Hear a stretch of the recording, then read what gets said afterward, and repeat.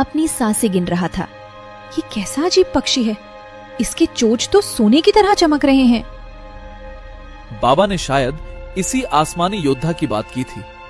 भोला ने अपनी बची कुची सारी ताकत बटोरी और भारी चट्टान को धकेलकर उस बाज को आजाद किया और फिर अपने गमछे का कोना फाड़कर उसके घाव पर बांध दिया। कुछ ही पलों में उस घायल बाज में जान लौट आई और उसने अपनी आंखें खोली। मेरी जान बचाने के लिए तुम्हारा धन्यवाद भोला। तुमने एक गंधर्व की जान बचाई है। मैं कोई साधारण पक्षी नहीं, बल्कि सदियों पहले श्रापित हुआ एक गंधर्व हूँ। मैं जानता हूँ कनकपुर के मंदिर की मूर्ति कहाँ है, और मैं ये भी जानता हूँ कि जिस मूर्ति की चोरी हुई है वो सिर्फ सोने का टुकड़ा नहीं है। तो फिर वो क्या है बाज देवता? वो मूर्ति इस पूरे रेगिस्तान के नीचे दबे एक विशाल मीठे पानी के स्रोत की चाबी है। ठाकुर संग्राम को ये बात पता चल गई है। वो मूर्ति को उस व्यापारी को बेचकर हमेशा के लिए इस जमीन को बंजर बना देना चाहता है। हे भगवान, अगर ऐसा हुआ तो हमारा गांव हमेशा के लिए खत्म हो जाएगा। हम ठाकुर का सच कैसे सामने लाए? हमारी बात का कोई यकीन नहीं करेगा। तुम्हें सत्य की गुफा जाना होगा। वहां एक प्राचीन दर्पण सिक्का रखा है। वो सिक्का जिसके भी हाथ में होता है वो झूठ नहीं बोल सकता, लेकिन उस गुफा तक पहुंचने का रास्ता बहुत कठिन है। अगली सुबह भोला और गौरी बाज के बताए रास्ते पर जाते हैं। अचानक उनकी नजर रेत के टीले के पास एक कमजोर और प्यासे गधे पर पड़ी, जो गर्मी से बेहाल था। गौरी, देखो, ये बेचारा जानवर प्यास से तड़प रहा है। इसे पानी की जरूरत है।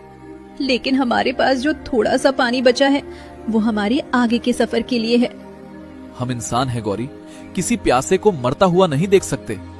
भोला ने अपनी प्यास की परवाह किए बिना मशक का आखिरी घूंट पानी उस बेजुबान गधे को पिला दिया। पानी गले से उतरते ही गधे में जान लौट आई और उसने एहसान जताते हुए प्यार से अपना सिर भोला के कंधे पर फेरा। आज से तेरा नाम बहादुर है और अब तू हमारे साथ चलेगा। अपना नया नाम पाकर गधा खुशी से रेंग उठा और एक वफादार साथी की तरह उन दोनों के पीछे पीछे चल पड़ा। उधर ठाकुर व्यापारी से चोरी की हुई मूर्ति की कीमत तय करता है। ठाकुर, मूर्ति के बदले मैं तुम्हें 500 सोने के सिक्के दूंगा।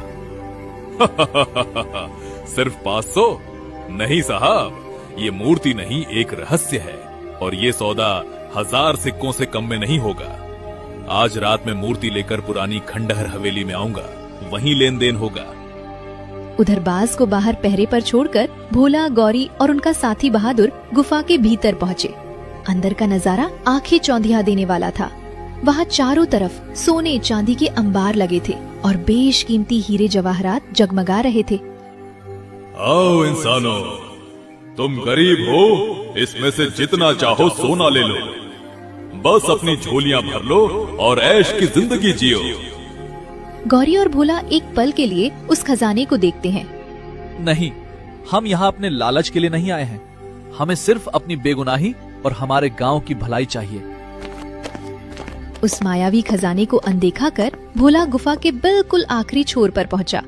वहाँ एक साधारण से पत्थर पर एक बेहद पुराना 1 रुपए का सिक्का रखा था, जो एक रहस्यमयी नीली रोशनी से जगमगा रहा था।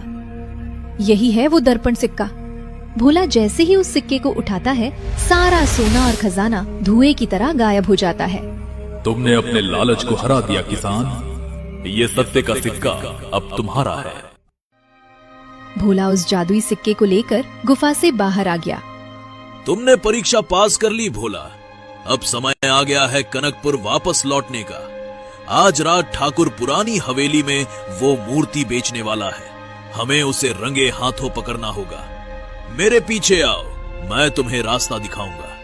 अपने साथी बहादुर के साथ भोला और गौरी ने वापस गांव की ओर चल दिया और आसमान में वो बाज उन्हें रास्ता दिखाते हुए उनके आगे आगे उड़ रहा था।